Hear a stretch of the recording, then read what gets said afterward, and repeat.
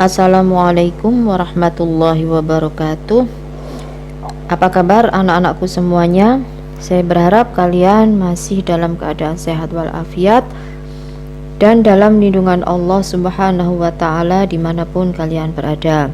Kembali bertemu dengan saya Ibu Naila pada pelajaran fikih kitab kelas 9 MTS Perguruan Mu'allimah Jukir Jombang. Nah, pada pertemuan kali ini kita akan membahas tentang dua fasal, yaitu fasal ar-rohen atau pegadaian dan fasal al-hijr atau tentang pembatasan transaksi.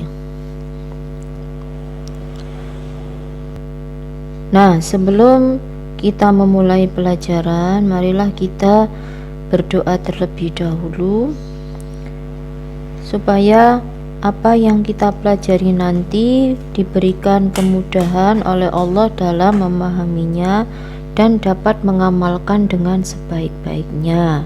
Ala hadhihin niyah bisirril Fatihah.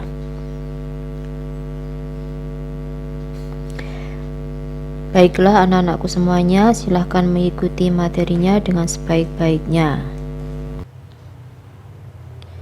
Bismillahirrahmanirrahim. Qala al-musannifu rahimallahu ta'ala wa nafa'ana bihi wa bi'ulumihi fid dharaini amin. Faslun utawi iki iku fasol, wa kullu malan utawi saben-saben barang jaza kang wenang apa bai'uhu adol ma, jaza mongko wenang apa rohnuhu ngadekake ma fituyuni ing dalem pira-pira utang.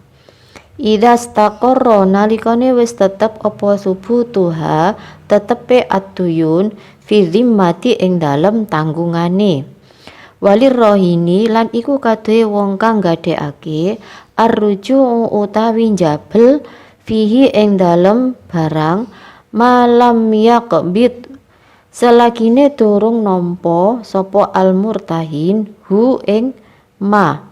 Wala yatmanu lan ora nanggung hu ing ma sapa al-murtahinu wong kang nrimo gadenan illa kejaba bitaati kelawan sembrono.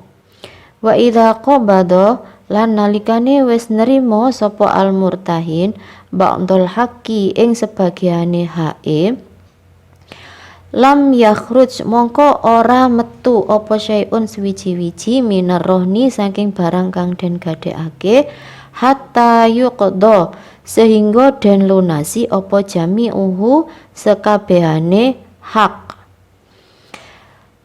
Fasal selanjutnya, faslun utawi iki iku fasal.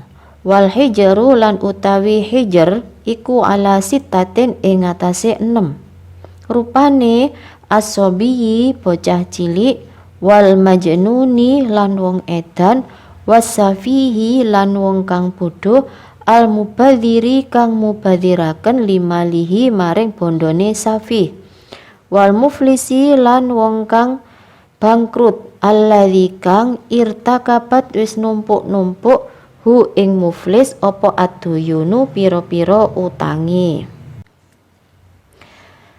Wal maridi lan wong kang lara fima ing dalem bondone zada kang luweh apa ma ala thuluthi ing atase sepertelune.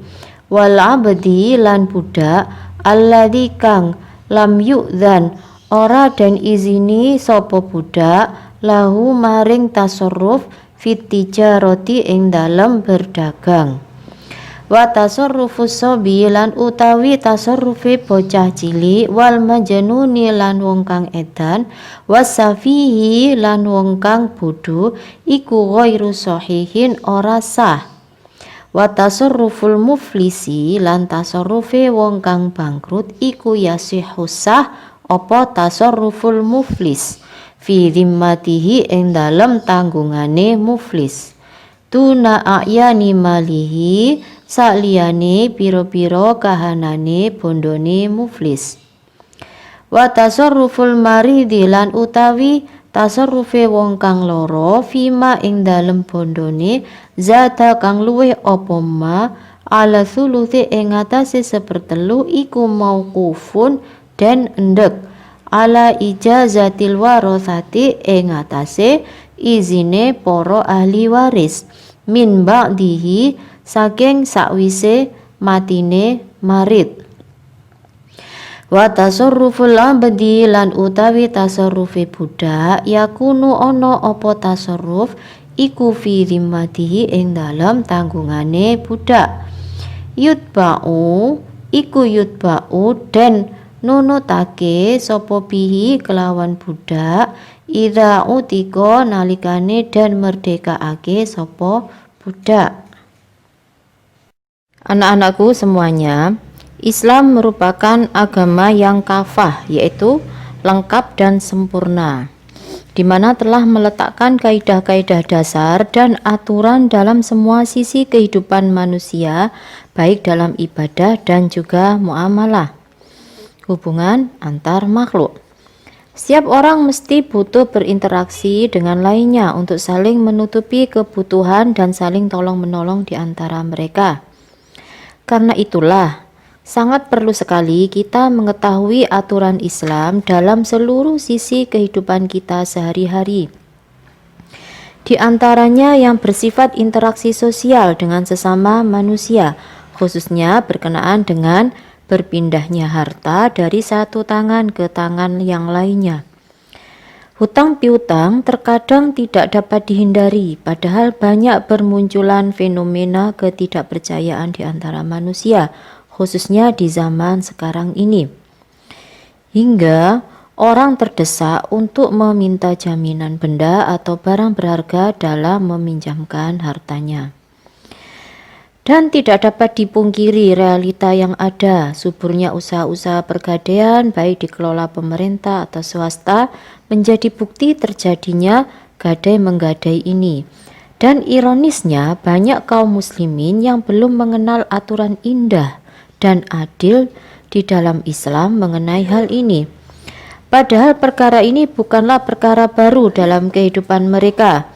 Dan sudah sejak lama mereka mengenal jenis transaksi ini. Sebagai akibatnya terjadilah kezaliman dan saling memakan harta saudaranya dengan batil. Nah, dalam pelajaran fikih kitab ini kita membahas permasalahan gadai atau rohen, ya, yang telah diatur oleh Allah dalam Islam dan telah dibahas oleh para ulama ahli fikih atau para fuqaha. Silakan mengikuti materinya dan penjelasannya dengan sebaik-baiknya. Baiklah, sebelum kita masuk pada bab penjelasan dari bacaan kitab tadi, terlebih dahulu kalian ketahui istilah-istilah yang ada di dalam bab rohen ini. Yang pertama adalah ar-rohin, yaitu orang yang menggadaikan. Kemudian ar-rohnu adalah benda yang dijadikan jaminan. Kemudian al-murtahin adalah orang yang menerima barang gadaian. Nah, selanjutnya kita masuk pada materi penjelasan atau murad dari bacaan kitab yang tadi kita baca bersama-sama.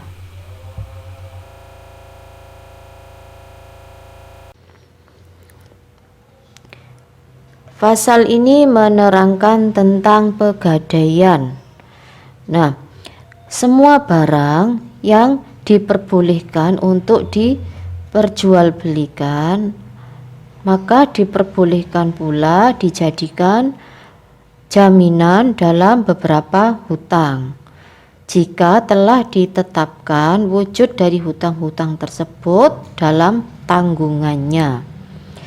Dan bagi orang yang menggadaikan diperbolehkan untuk mencabut kembali barang gadaiannya selama belum diterima oleh murtahin atau oleh orang yang menerima gadai.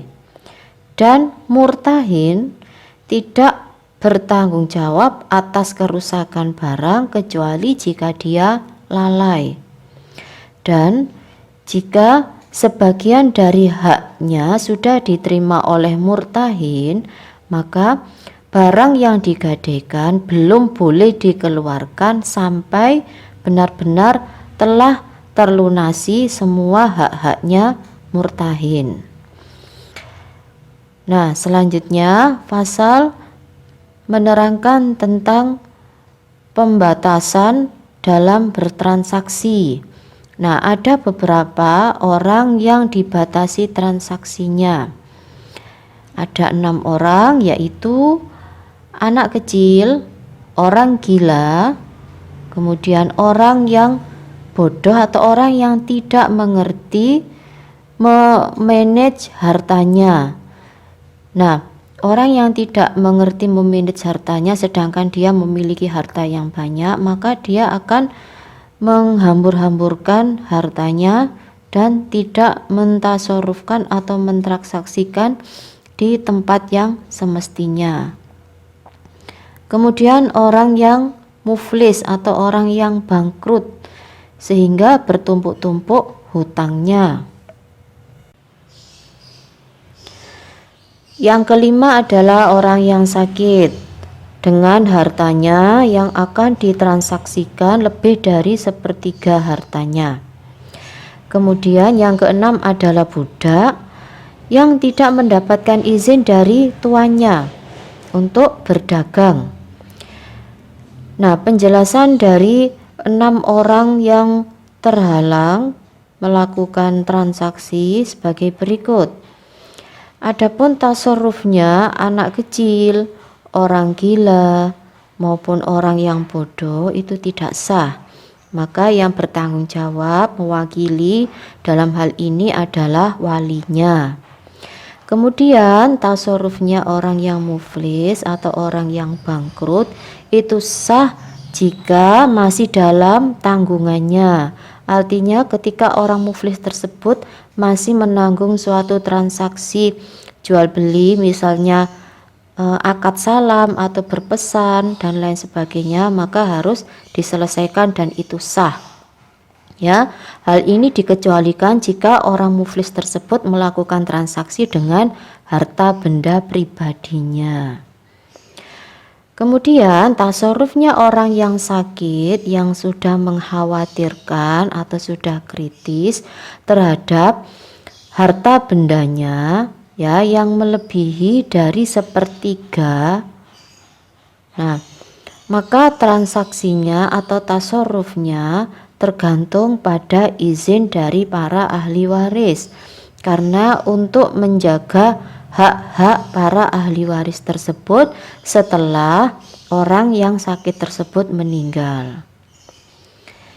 Yang terakhir, tasarrufnya seorang budak itu menjadi tanggungan budak itu sendiri.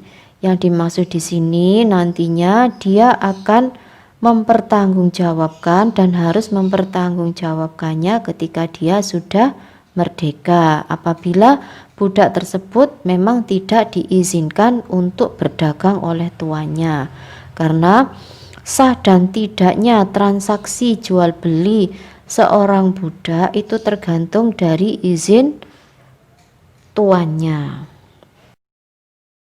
Ya, sampai di sini dulu pertemuan kita kali ini. Mudah-mudahan apa yang kita pelajari bersama hari ini bisa difahami dan bermanfaat untuk kita semua. Amin. Tetap jaga kesehatan, jaga kebersihan, dan jangan lupa berdoa memohon perlindungan kepada Allah Subhanahu wa Ta'ala. Kurang lebihnya mohon maaf. Assalamualaikum warahmatullahi wabarakatuh.